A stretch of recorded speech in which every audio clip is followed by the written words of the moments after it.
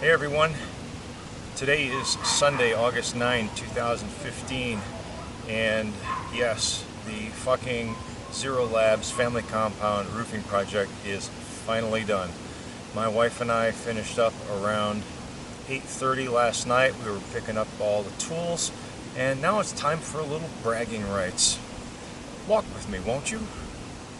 So if you remember when this project first started, this whole section in front of us right here was just a flat rubber roof that would pool water, and while it was sealed, in the wintertime I would get ice dams on the far side near the house, and we would end up getting some water into the breezeway over the door, and it was just a pain in the neck.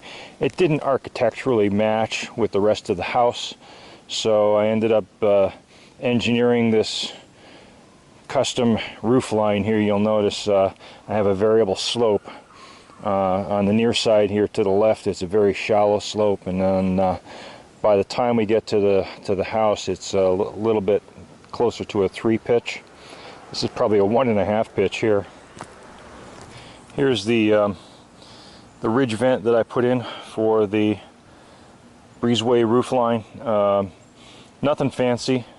Didn't need to be very large. There's only a very small airspace underneath this. I'll have some vents underneath the soffits once I box in the soffits. Notice the detail work of all the shingles. Underneath the shingles, we've got the membrane, and then the way those shingles are laid down, should not have to worry about any water coming in there. Here's all the ridge caps that my wife cut. They came out really nice. I definitely prefer having the cut ridge caps rather than the pre-manufactured ridge caps, which are just smooth, because with the architectural shingles, the way they're layered like that, this just blends much nicer with the rest of the roof.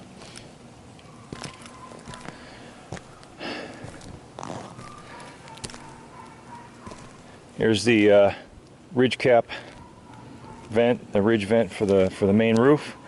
And you can see how the flashing came out around the ports. This is the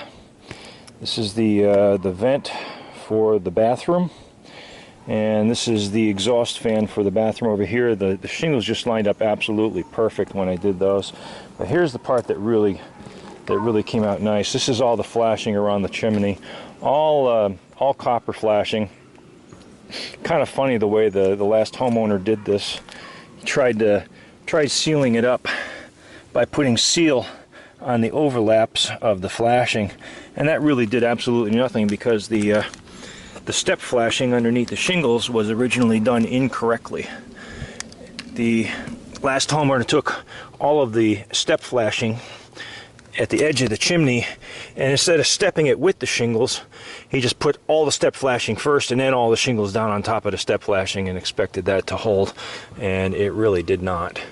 But it's done now correctly, and I should not have to worry about seeing water spots on the front of our fireplace come wintertime or during a hard rainstorm.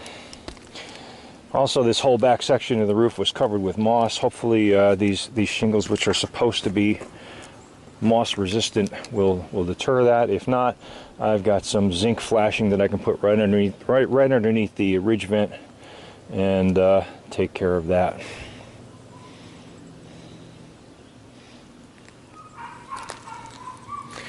So, needless to say, I'm rather proud of my work.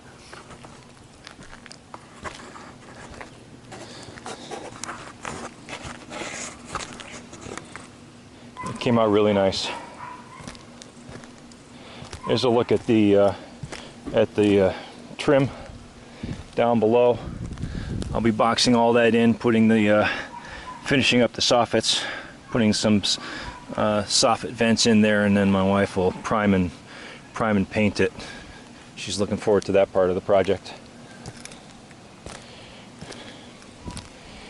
Here's one last look at the trolley that I made to haul up all of the shingles up to the lower roof line here.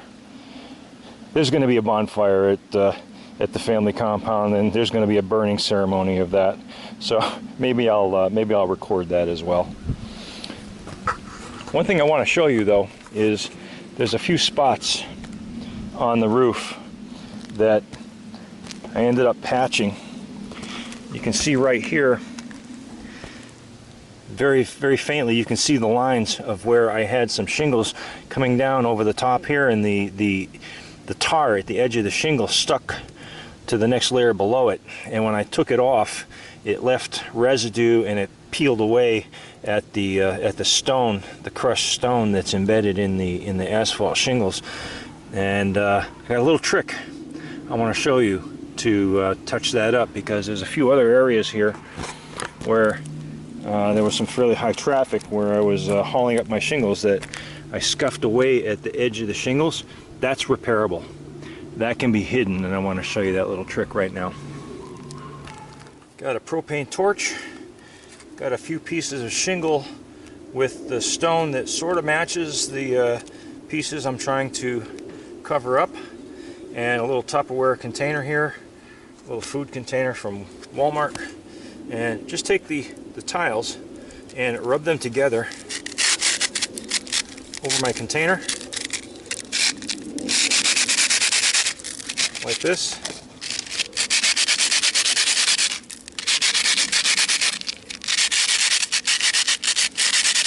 Until I collect a bunch.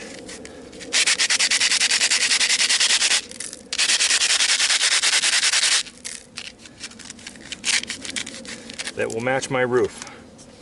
You can see I've got a bunch of them in here already, and then the way I apply them is I simply find the spot that I want to patch. This is a likely candidate right here. It got pretty well scuffed. Just heat it up with the torch until you can just see the tar start to bubble.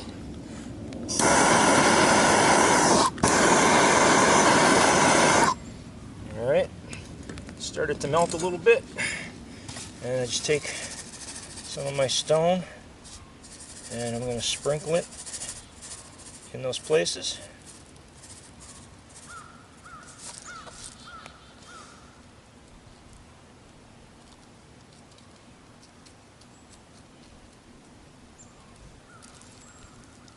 You want to go pretty quick because it's hot.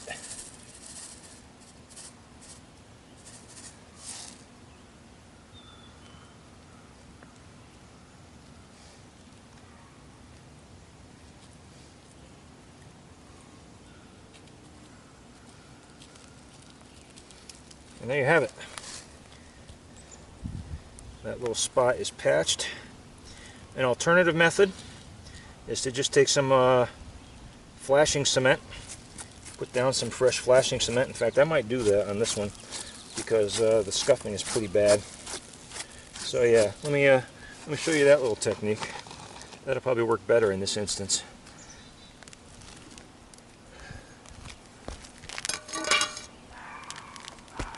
Alright, so I got a little bit of my flashing here, flashing tar.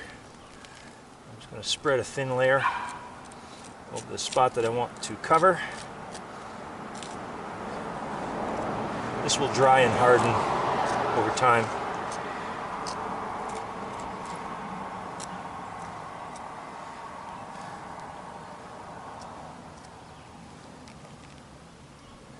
Now I'll just do it again.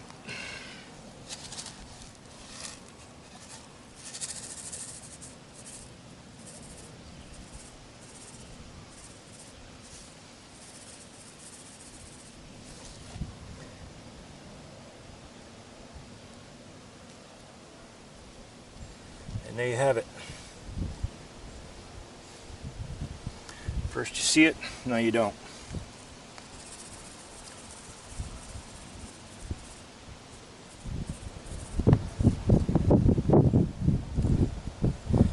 So that's it. I want to thank my audience for all of their patience during my time away from the workshop and taking time away from the Keshe plasma reactor project that I really wanted to be involved in right now, but this just couldn't wait. So thank you all for watching. Hope you enjoyed this little break from the normal series. One of the side benefits was I started this project at about 193 pounds. I weighed myself this morning, I'm 185 pounds. My brother-in-law always says what doesn't kill you makes you stronger, so I'll be walking around like the Hulk for a few days. Anyway, thanks all for watching. As always, please rate, share, comment, and subscribe. Peace, everyone.